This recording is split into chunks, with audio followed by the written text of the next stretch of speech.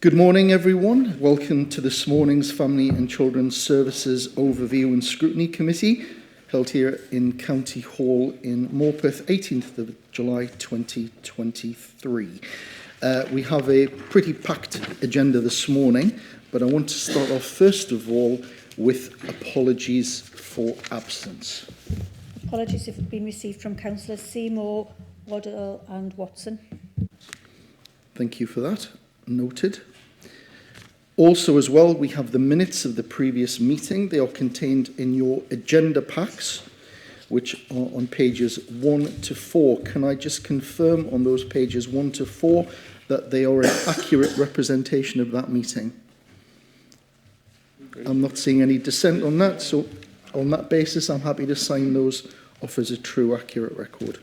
Thank you very much for that. Item number 3 on your agenda pack is a standing item, which is disclosure of members' interests. I know that we all have our published list of interests, which are available for anyone to see, but is there anything material above and beyond what you've already recorded, which is pertinent to this morning's meeting? And I'm not seeing any indication of that. So on that basis, I am happy to proceed with this morning's meeting. So, just to clarify that everyone has a copy of their agenda pack with them this morning. Yep. So item number 4 on the agenda, pages 5 to 226, is a report which looks at the outcomes of the statutory consultation on proposals for the Berwick Partnership. This report is going to be taken by Sue Avison. So Sue, the floor is yours. Thank you, Chair. Yes, I'll try and highlight some of the contents of the report and just run through a short presentation, really. So this report sets out an analysis of the representation and responses received during the 4-week statutory consultation. And in light of the responses, Cabinet are now being asked to approve the implementation of a statutory proposal as set out in Recommendation 1 for the community schools and Recommendation 2, the non-statutory changes for those voluntary schools within the Berwick Partnership. The consultation process itself, you'll remember that FACS received a report in May, and following the FACS Scrutiny Committee, Cabinet approved the publication of a statutory proposal for the reorganisation of schools in the Berwick Partnership from its current 3-tier structure to a 2-tier primary-secondary structure. And again, the statutory proposal is set out in full in Appendices 1 of this report. The statutory proposal itself was published on the Council's website, and a brief notice also placed in the Northumberland Gazette on the 11th of May, in line with the statutory guidance set out in the DfE's opening and closing maintained schools statutory guidance.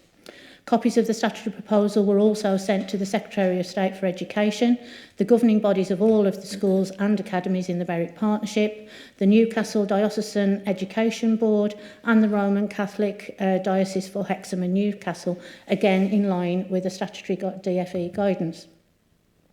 During the 4-week consultation period, all interested parties were invited to submit their comments in the form of a written representation, including support for or objecting the proposals.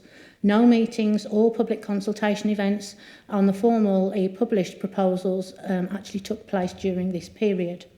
The method and format used to carry out the consultation, again, is set out in paragraphs 5 and 6 of your report. The feedback and analysis from the consultation is summarised in paragraphs 30 to 34, and during this period of statutory consultation, 63 representations were received on time. 14 from the governing bodies and trustees of schools and academies in the Berwick Partnership, 17 from parents of pupils on the roll of schools or academies in the Berwick Partnership, 14 from individual staff members, and 3 from staff bodies, again including schools and academies. 2 from Diocesan Board of Education for the Church of England and the Roman Catholic Diocese as well. 1 from the Bishop Buick Education Trust, and also 12 from other interested parties.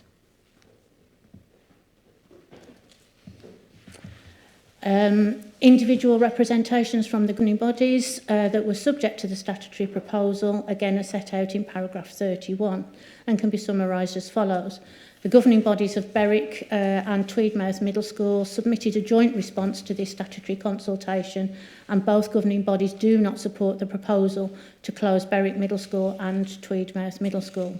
Their response included a number of questions and queries which have been responded to again in paragraph 31 of the report.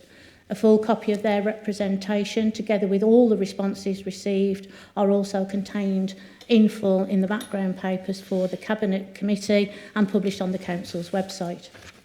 The Federated Governing Body of Glendale Middle School and Wooler First School support the proposal to close Glendale Middle School and to extend the age range of Wooler First School. Again, the Governor's also raised a number of questions which have also been responded to in paragraph 31 of the report. Scremiston and Tweedmouth Prior Park First Schools support the statutory proposal, and again, a summary of their response is also set out in paragraph 31. Spittle, Tweedmouth West and Belford first and primary schools neither supported or objected to their proposal, and their reasons again are also set out in paragraph 31 of your report. Representations from the governing bodies of the voluntary schools, which you'll be aware is a non-statutory proposal. So those governing bodies of Berwick St Mary's, Holy Island, Lowick, Hugh Joycey and Norham all responded in support of the proposals. And again, summaries of their responses and commentary can be found in paragraph 31 of the report. The governing body of Holy Trinity reluctantly withheld their support for the proposal due to the lack of capital investment identified for the school in our original statutory proposal. However, further assessment of the capital investment requirements to support reorganisation is set out in paragraphs 42 and in table 2, and now addresses the concerns raised by both the Education Board for the Church of England Diocese as well as the governing body themselves. Representations from trustees and academies and other interested parties. Again, the trustees of Berwick Academy support the proposal as they believe the two-tier structure will provide the necessary improvements in the outcomes for young people, which will enable the sustainability of the education system within Berwick. Trustees of the Bishop Buick Catholic Education Trust and the governing body of St Cuthbert's also support the proposal to change the age range of their school, and again the reasons for supporting that proposal is set out in paragraph 33 of your report. The Grove Special School chose not to respond to the statutory proposal as they weren't directly impacted by the proposals themselves. The Diocese of Hexham and Newcastle, Roman Catholic Diocese, fully support the proposals to move to a two-tier model of education in the Berwick Partnership, and again a summary of their response is contained in paragraph 35 of your report. The Diocese of Hexham and Newcastle Education Board continues to support the proposals for the Berwick Partnership in principle. However, this support is expressly subject to the Council making available capital funding for the building changes to accommodate the partnership-wide reorganisation. Again, the diocese response is contained in paragraph 35 of your report, and the indicative increased capital costs, which include those for Church of England schools, is also shown in paragraph 42 of your report. Responses were received from 3 joint staff bodies, Tweedmouth Prior Park, St Cuthbert's and Berwick Academy, and they all responded in support of the proposals. And again, their summary is contained in paragraph 35 of your report. 14 individual responses were received from staff working in the Berwick Partnership, with 13 supporting the proposal and 1 objecting to the proposal. And again, a summary of their responses is also contained in paragraph 35. 12 responses were also received, individual responses were received, again 2 in support of the proposal and 10 objecting. And again, a summary of those responses are contained in paragraph 35 of your report. A summary of the responses from parents and carers. Again, in line with the DFE guidance, Cabinet should consider the views and comments expressed by those most directly affected by the proposal. especially parents of children at the affected schools. And again, a summary of their responses are shown in paragraph 34 of your report.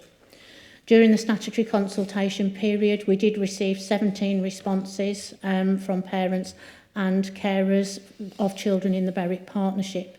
However, when this is taken into context of every child in the partnership, or 2,291, of having at least one parent, the number of parents that actually responded to this statutory consultation is less than 1% overall.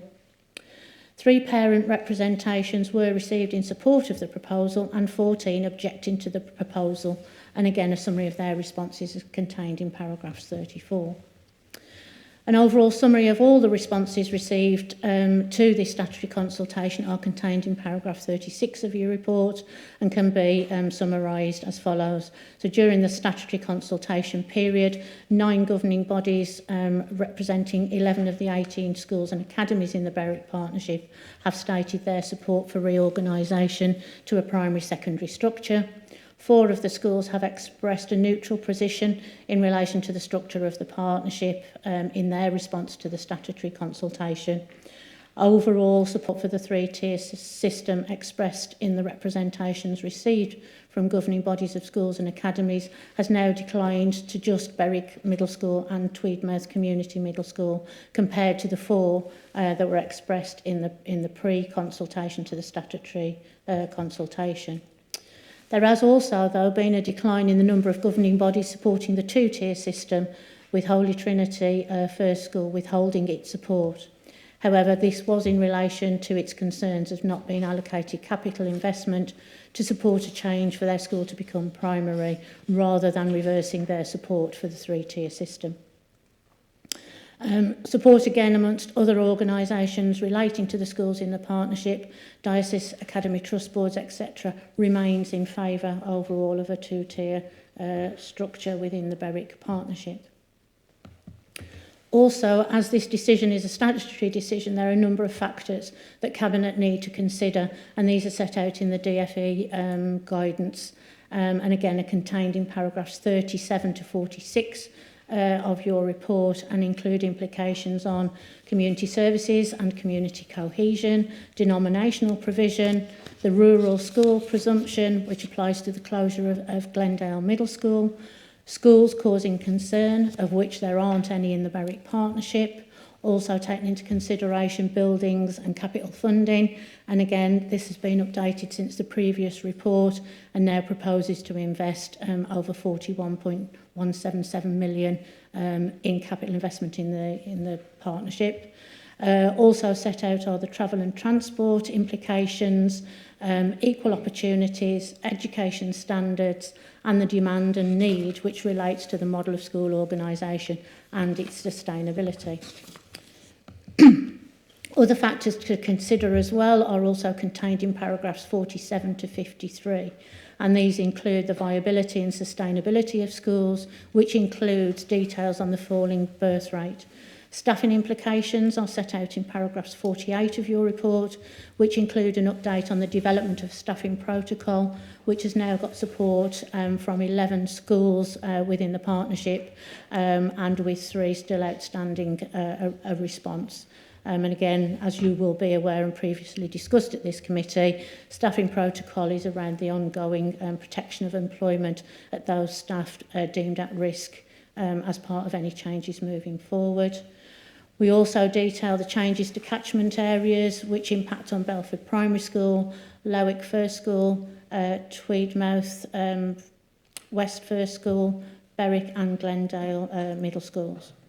We also set out the impact for special educational needs for mainstream, and as there aren't any proposed changes other than those set out in paragraph 50 of your report relating to the specialist units. Also set out are implications around early years. Again, this is set out in paragraph 51 of your report, but again, no proposed changes as a result of this consultation directly. And finally, sport and recreation implications are also set out in paragraph 53. And again, there are no negative impacts on sport or recreation, and there is a potential to enhance provision through the wider investment, again, as set out in paragraph 53.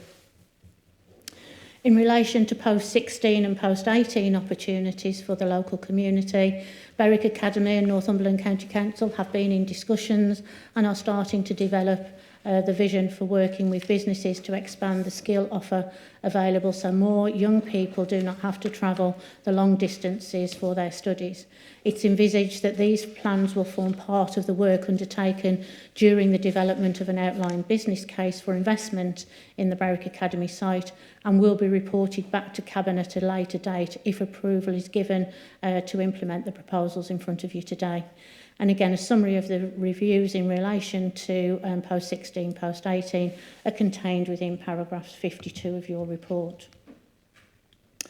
The more detailed proposals relating to the growth of special educational needs capacity are set out in paragraphs 54 and set out the rationale and demand to grow specialist capacity in order to meet the needs of children and young people with ASD and SEMH predominantly.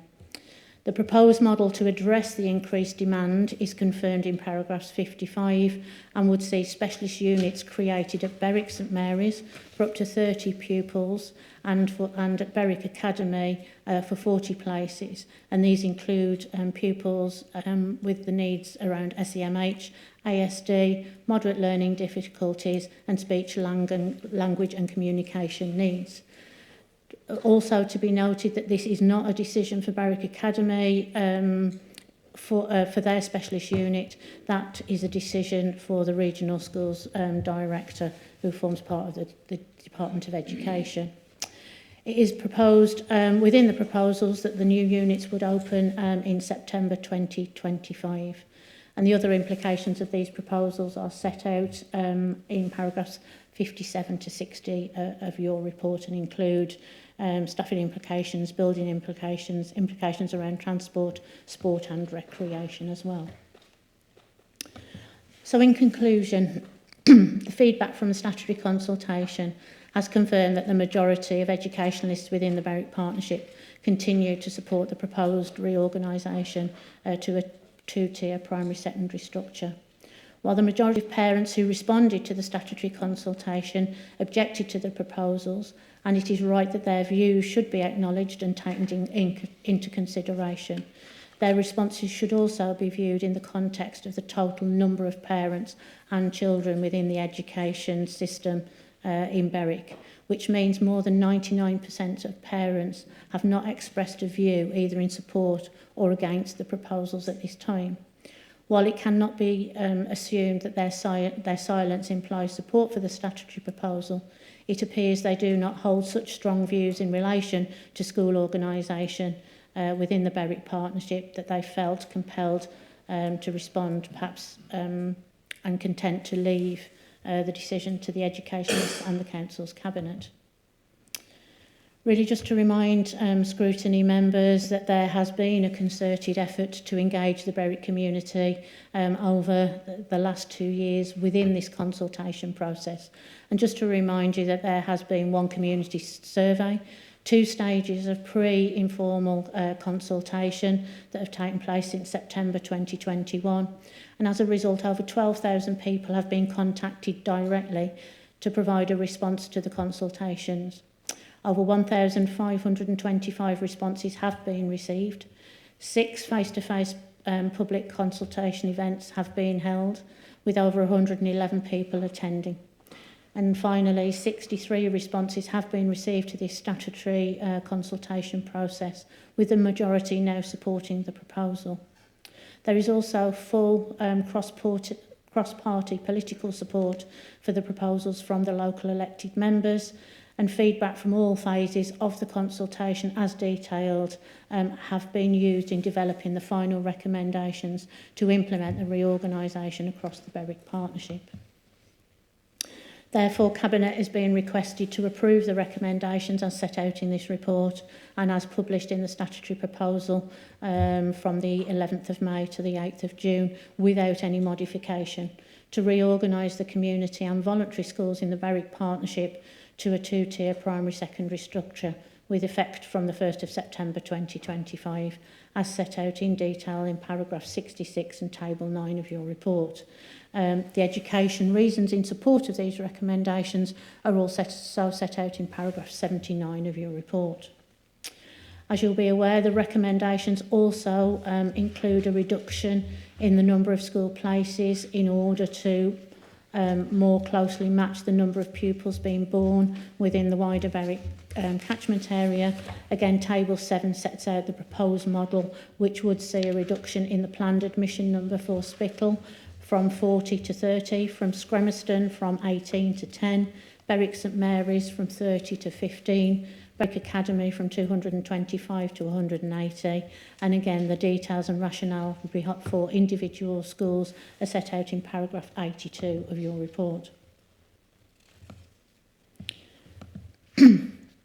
Recommendation option to support the growth in demand for specialist school places, to create specialist units at Berwick St Mary's, CFA First School, and primary school as it would become, and Berwick Academy to meet the needs of students as previously set out, and also to note that the decision for Berwick Academy would require the approval of the trustees of Berwick Academy and the regional schools director. And that decision has now been taken by the regional schools director on the 13th of July, and there they are supporting the change of age range for Berwick Academy as well as the expansion of the 40-place specialist unit, and therefore it's just the cabinet decisions now to align the reorganisation for the partnership in total.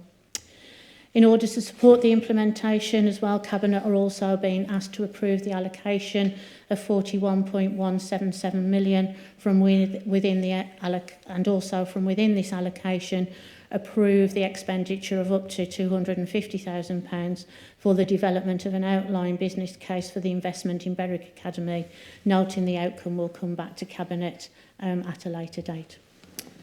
Thank you, Chair. That's all I have to say about the report. Thanks.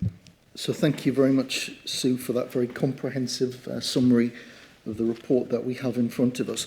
Just a couple of things from my side. You'll notice that on the screen today we have Paul Rickard from the Newcastle Diocesan Education Board. Paul is a voting member of the Scrutiny Committee. He will be allowed to make some comments and observations if he chooses to today, but he will not be allowed to vote because he's not physically present in the chamber. So just to let you know, that's the reason Paul was unable to join us today. So welcome, Paul. And just a reminder before I open this up to our Scrutiny Committee, that our role on scrutiny here is to determine that this statutory process has been followed as best we can, to ensure that that process has been done correctly, and for us to make any observations or comments which will be conveyed to Cabinet ahead of their ultimate decision on Thursday. We're not a decision-making body. This is just to ensure that process has been followed and for any comments and observations to be conveyed to Cabinet on Thursday. So, we have the report in front of us, which is has 6 recommendations on pages 5, 6, 7 and 8. I will now open this up to the floor for any comments or observations on the report. So I've got Councillor Caroline Ball, you first. Thank you, Chair. So I've raised it before. I'll always have concerns of closing good schools. Can I have some reassurances that going forward, the ethos, the standards of them good schools will be maintained and taken forward and almost taken into the new system? Because I do worry that we're going to lose some good teachers and good practices.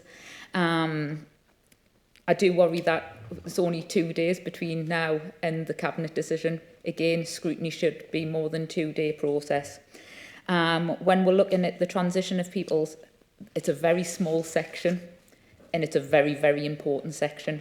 So I want to know, where's this extra money coming from? Where's the extra staffing coming from? Because schools are in crisis point anyway with teachers, support staff, etc. So how can we ensure that smooth transition does happen? Because we've seen it before in other schools and other systems where there has been problems. And how are we going to communicate that to the parents and the peoples involved as well? Because obviously we've seen the such low numbers of people that have participated in the consultation. How can we ensure that the messaging is getting across and that it is going to be a smooth transition, because it could be a very torrid time for the teachers involved, the staff involved, and the young people that are going from one system to another. Thank you. Thank you, Councillor Ball. Yes, obviously, as set out in the report, protecting the ongoing employment of staff is fundamental to the management of transition. Ensuring that they have ongoing employment for 3 years' time when any changes are implemented is absolutely fundamental and key to manage the transition of the children and young people. So we have been working very closely with all the head teachers in the Berwick Partnership to develop that staffing protocol for it to be implemented as soon as possible, and for us to undertake consultation on new staffing structures so that staff know where they're going to be, so that we are not losing those, good and outstanding teachers that you've recommend, that you've highlighted from the system. This is about, the teachers following the pupils. New posts will be created, both at Berwick Academy and the first schools as they become primary. And in the best interests of those children and young people, that continuity, knowing those faces as they move through the school system is fundamental and key to that success. And I'll hopefully speaking on behalf of all the head teachers in the Berwick Partnership, everybody is on board with making that successful transition for children and young people. We will, as a local authority, work with our local head teachers and rely very much on them supporting the messages to get to parents. They have the individual relationships with those families to provide that reassurance that pastoral care and transition will be managed effectively, and we will be working endlessly to make sure that happens over the next 3 years. But again, it is a very effective partnership of individual head teachers that are really coming together in the best interests of the children and young people within the Berwick community. So I think we have confidence that the team on the ground, with the support from the local authority, will be able to deliver that smooth transition for the children and young people. In terms of the costs and where that will be supported, as a local authority, with the support of our schools forum, we do set a contingency budget within our DSG, and therefore there is funding available with the support of a schools forum to support some of the additional posts around pastoral, protection for salaries of staff moving forward, some training and development that we would need for staff ready for that transition as well. So again, when we've done the training needs analysis of the staff, know the training programs that we need, the CPD to be in place for those staff, we can then go back to schools forum and set out a complete training programme to support them that would be funded through the DSG block. Okay, thanks. So Caroline, can I just confirm if you're happy with those answers? I just want to double check for the transition stuff. How will it be monitored, the success of it? Again, the project management speak, I suppose, there will be a project plan. We do have an implementation group that, if Cabinet make a decision around implementing these proposals that bring together everyone across the council that supports that transition, whether it's from school transport, whether it's, school admissions, it's a group that I chair to make sure that wraparound support from the local authority is there, together with support from our team in school improvement, holding individual schools and their governing bodies to account to make sure that transition of the children and young people is key. And again, hopefully you can see from the responses received, that we've asked everybody to make these decisions in the best interests of the children and young people, and hopefully you can see from the responses that we've had over the last 2 years that the head teachers and their governing bodies may have a difference of opinion around structure, but are absolutely all at one around making sure it's successful for the children and young people in the Berwick Partnership. Hopefully that answers the bulk of your questions. Yeah, good. I now have Paul Rickard, who's with us on Teams, who wants to ask a question. Over to you, Paul. Thanks, Wayne. I think firstly just to acknowledge that the work of officers for what's been a highly emotive and challenging piece of work up in Berwick, where heads have worked hard to get to this point. I think for me, just to say that I feel we're in a very strong position now, but I guess just some reassurance from Cabinet would be useful about an acknowledgement that there will be a need for some school improvement work up in Berwick. And I know that Sue's just mentioned there about the fact that there is some contingency from the DSG, but directly for the school improvement team, just have that additional capacity whilst the transition's taking place, I think would be really important. But other than that, I have to say, I think it's been a really good piece of work and will hopefully finally move us forward in Berwick once and for all. So well done to the team. So, Paul, just on that point, we do a written summary of today's meeting. We actually have the Cabinet member for Children's Services sitting here, and I noticed that we just had the Leader of the Council walk in as well, so welcome Councillor Sanderson. But in the written representation, I will ensure that the question that you've asked there, Paul, about some school improvement is captured within the feedback going to Cabinet. So that will be captured in the report, which will go on Thursday to Cabinet. So thank you for raising that. Are there any other... right, I've got... So, go ahead. Okay, 3 points. First of all, you know, on page 7, the decision of the DFE's North East Advisory Board on the 13th of July, is that been made public? Has it, as far as St Cuthbert's? It's subject to the Cabinet's final decision in order that the proposal seen in the round, but their decision has been made subject to the final decision around Cabinet. Right. And the second point is to say, obviously, the diocese and the governors of St Cuthbert's are very much in support of it. But they do make the point that the diocese requests the council consider other facilities may be needed to accommodate the additional children, toilets, etc. Is that part of, on page 43, the 1.1 million that you've put in addition to the costs? The school themselves have never raised that as an issue during the consultation. It's only come from the diocesan board. What we've asked for within the report and the flexibilities within the £5-point-something million for the first school, that officers are given the flexibility to actually move that funding around. So a further assessment would need to be undertaken. But at the time, throughout the whole of the consultation process, that's never been brought to our attention that there was any investment required at St Cuthbert's.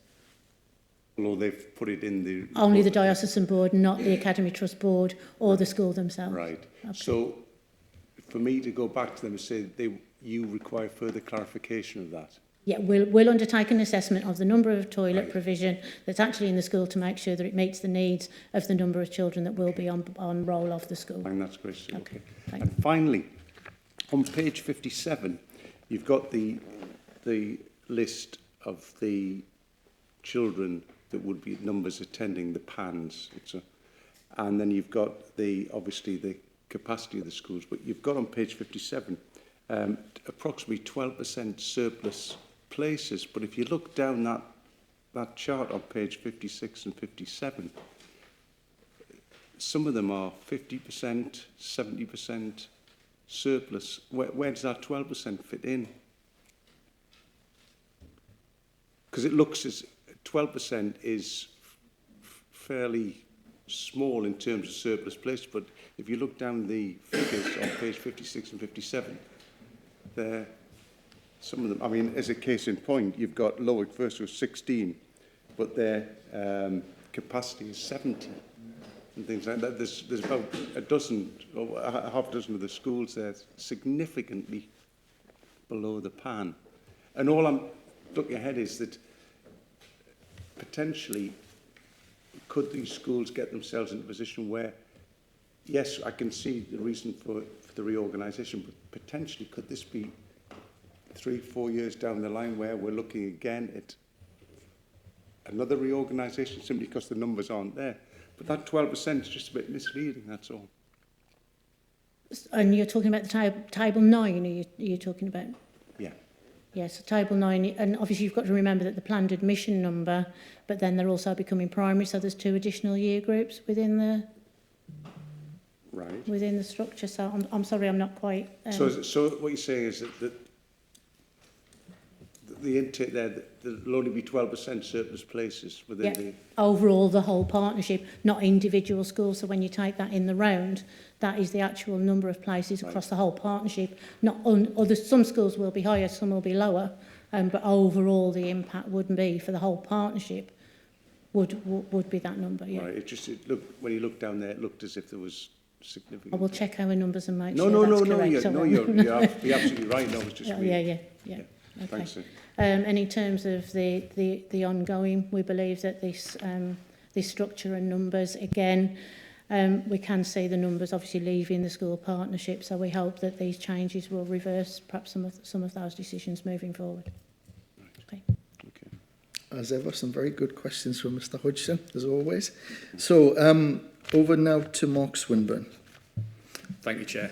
I know I mentioned this previously, but I know we made a decision a couple of years ago to put £40 million into Berwick, and I think there might have been an idea from some areas that we were just going to walk up and say, there's £40 million, into one area and just invest in there. But it's the right thing to do to follow this process, and there is statutory guidance that we need to go through.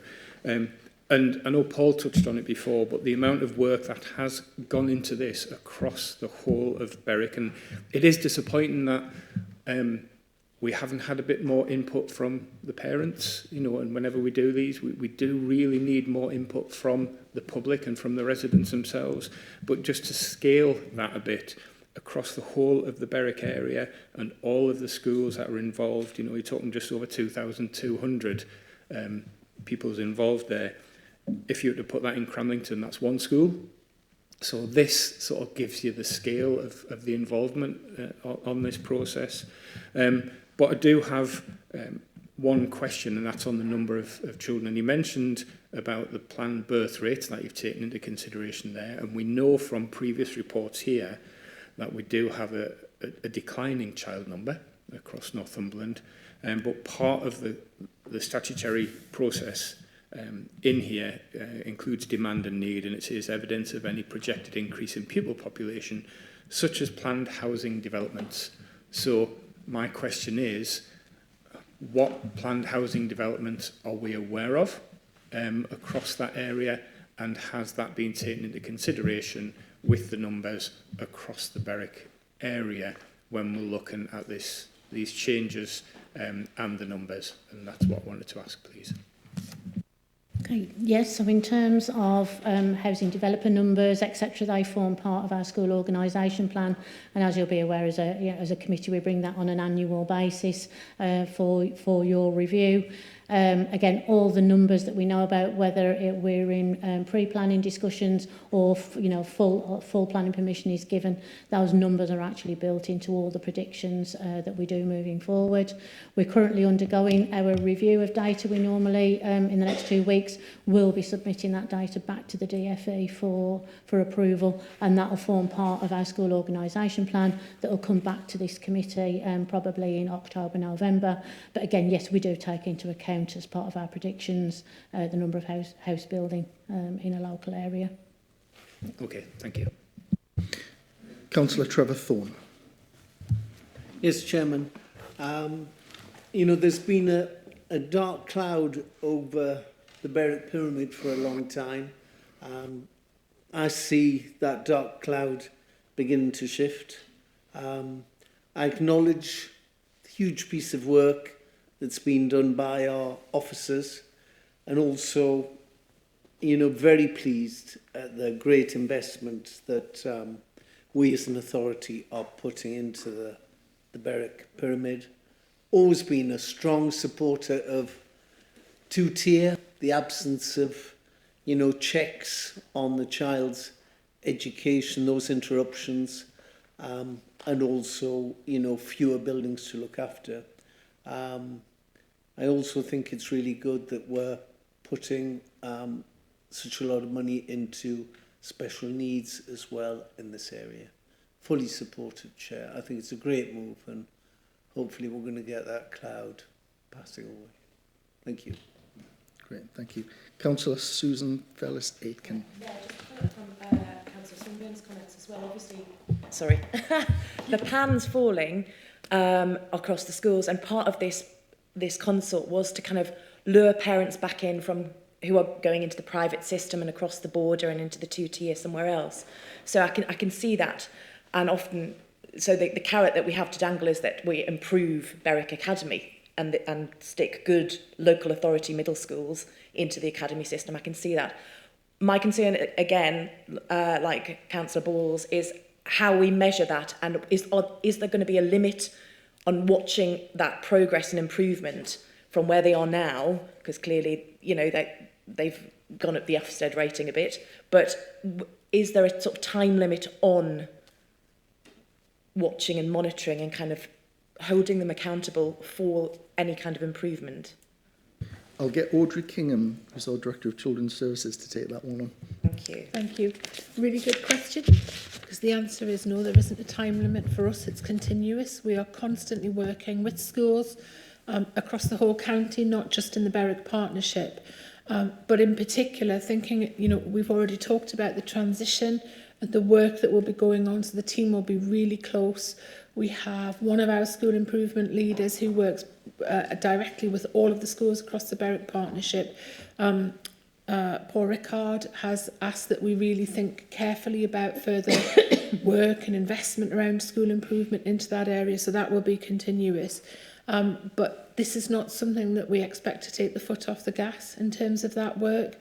I would say to you that Berwick Academy works very closely with us, and we have had a number of conversations around what this may look like moving forward, particularly if you remember, and Councillor Thorne's just referenced the developments around SEND. So actually that's some new directions for 2 of our schools, so we will be staying very close to this. And making sure that there is only a trajectory upwards and that continues, that's really maintained. It's very important that all of our children, as we have always said, attend good schools, get a great education and get the great opportunities to move on and progress. So a commitment from the Ed team to make sure that that is on the pulse all of the time. So I'd like to bring in now Councillor Dodd. Yeah. This county has always been changing, and we've got the recommendation that goes to Cabinet on Thursday, I think, Guy. So I think the very fact that this room isn't full, the very fact there isn't horse boxes and wagons parked outside of here, like in some cases in the past, where we've had to, you know, fight them at the barricades to try and, you know. And I think Mark Swinburne put a nail on the head, as it were, when he said something like, this number that we have in the Berwick Partnership is 1 school in Cramlington. And that gives us the enormity of the scale. And it's similar to the West. And I don't think change is ever going to change this council or go away from this council. It's a constant thing. And I pick up the falling numbers or the empty desks. I've gone on about this in the past. And it's something that we will, or someone will have to tackle in the future. But I hope every step we take is a step nearer to filling all those empty desks or making sure that the schools fit. Because one factor that never comes into much in the Cramlington area is the fact that schools are a long distance away from each other in the north and the west, and that has a big play. But I welcome the recommendation to go to Cabinet. And let's get on with this and let's get going. Thank you. Thank you very much. Is there anyone else who wishes to make any comments? Audrey, I'll bring you in. Thank you, Chair. I note a couple of committee members have thanked officers for their work, but I would really like to just ask the committee to think about the tenacity of head teachers, governors, who have supported this process. We have done a number of informal and formal consultations, and that's not without challenges when everybody's discussing potentially a very different education system. And so I really would just like to say a huge thank you to everybody who has been part of this. The team do a job, and it is our role to do this and to try and sit and be objective and bring everything to the table. We couldn't have done this without both of our diocesan partners who have been alongside and been very objective and worked alongside their schools, but also head teachers, governors. So a huge thank you, and to recognise that work that's been done. Thank you. Well said. So I've got a couple of questions as well. So on page 45 of the report, it talks around procurement of a contractor. If Cabinet are minded to approve this on Thursday, remember, we're putting our comments forward. If Cabinet are minded to approve this on Thursday, they're the decision-making body. One of the things that will be a consequence of it is there will be a move to a procurement model for bringing in some contractors. So I think it's slightly alluded to in the paragraph under table 3, but I just want an assurance that social value will be written into that contract, and particularly around the opportunities for apprenticeships, for work experience, and for working with the community within Berwick. Yes, that's correct, Councillor Daly. It's a standard requirement on any procurement exercise that the local authority undertake, and it's around ensuring that us as a team hold those contractors to account. It's very easy to write things in a bid when you're trying to win some work, but actually following that through and making that real and making it happen. Again, previous jobs, you know, the developments in schools, we've had some tremendous success for individual children and young people. But again, we've obviously not been able to create the success we would have wanted to more recently with construction happening under the pandemic situation. So we hope both here in Berwick and the other 2 projects we've got to create many more opportunities for our children and young people across Northumberland. So yes. Thank you. That's reassuring. And the final question is, and I've had a number of emails from people about this, and I know you've flagged it up, Sue, in your presentation, but I just want to do a belt and braces because it would be wrong if I didn't. And that is around playing fields and playing provision. Can I just have an assurance that this is absolutely baked into this in terms of assuring that there are playing field provision and there's no overall substantive loss? No, Councillor Daly, there won't be any loss in terms of playing provision. And again, if Cabinet approve on Thursday the implementation of these proposals, the outline business case for Berwick Academy, you'll probably see some elements of enhancement and improvement as part of that process too. For that.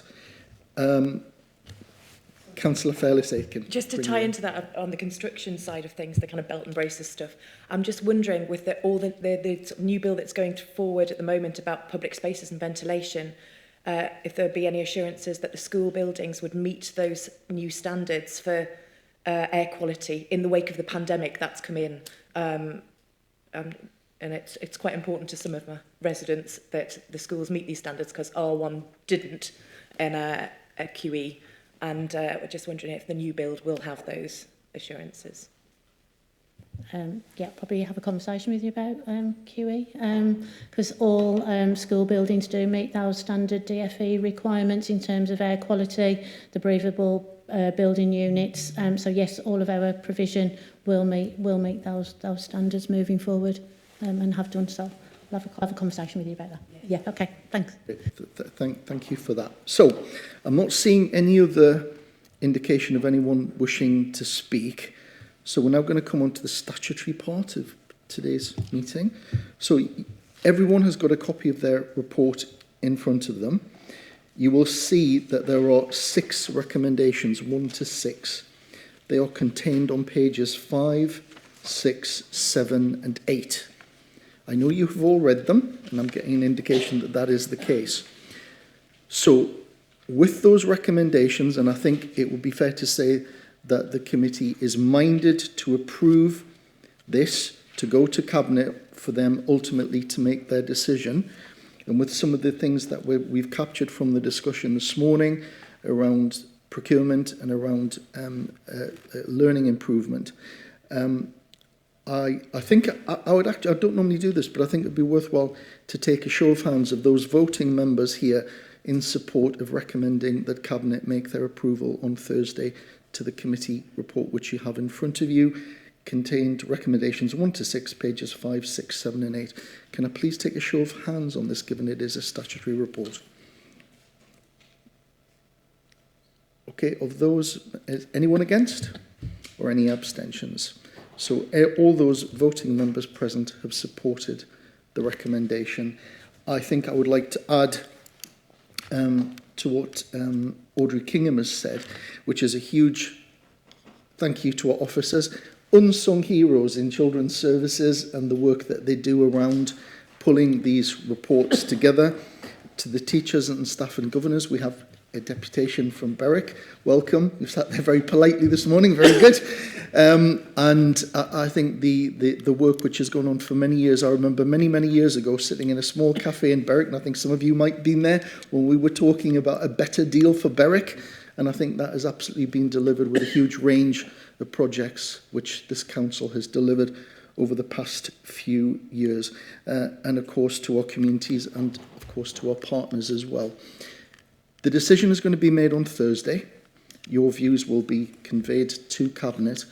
But thank you very much for taking part in this really important decision this morning. So, given that, we're going to move on to the next part of the agenda, which is for those eagle-eyed among you. And thank you very much for coming from Berwick. We hope to see you very much again soon. We now move on to the report of the Scrutiny Officer. Those eagle-eyed among you with your reports will know there's a new format. And Chris Angus is going to take us through this, pages 227 to 242. So over to you, Chris Angus. Thanks, Chair.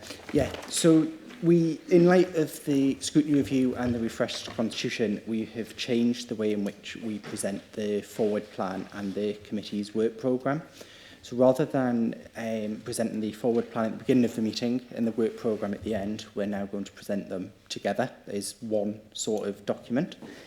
The forward plan will now reflect decisions that Cabinet have already taken in order to allow members to identify any items that they may wish to bring to a committee to monitor the implementation of any Cabinet decisions. And it will also continue to show any future decisions that Cabinet plan to make to allow members to identify anything that they want to bring to committee in advance of Cabinet. The idea with that is that members will be able to see future decisions much further in advance than they currently do, which will allow them to come at a time where the committee can influence the reports that go to Cabinet, rather than things coming to Cabinet the week after they've been to scrutiny. So if members have any questions on the new way of presenting, I'll take them first, and if not, any questions on the work programme? No. I'm not seeing any, but I think I'd reinforce, because Councillor Ball, you made a reference earlier on to that short period between report coming here and going to Cabinet, and this is part of the process of kind of ending that very narrow opportunity to make some commentary. And particularly on the work programme, I'll appeal to you, I'm begging you, please come to me with some of your ideas that you'd like to see us working on over the next year. It's really important that we get some new stuff on here. It is a filling up agenda, which you'll see from the current work programme, but obviously I'm more than happy if you contact me or the Vice Chair or to Chris, that we will absolutely ensure that we look to bring some things going forward. And we have a task and finish group, which I think is meeting after this scrutiny committee, which is going to start a really important piece of work around SEND. So again, just appeal to you, please, more than happy to take any representation on any areas that we can legitimately work to scrutinise. So I have not been so thank you for that, Chris. I've not been informed of any urgent business. The date of the next meeting is He said, because I haven't got my calendar in front of me. 7th of September. 7th of September. So thank you all very much for attending. We've got our lovely representation here from the press. James, welcome as well. I'm sure we'll get a super report from today. Thank you very much for attending, and have a very good summer, everyone. So thank you for coming, and thanks to officers as well.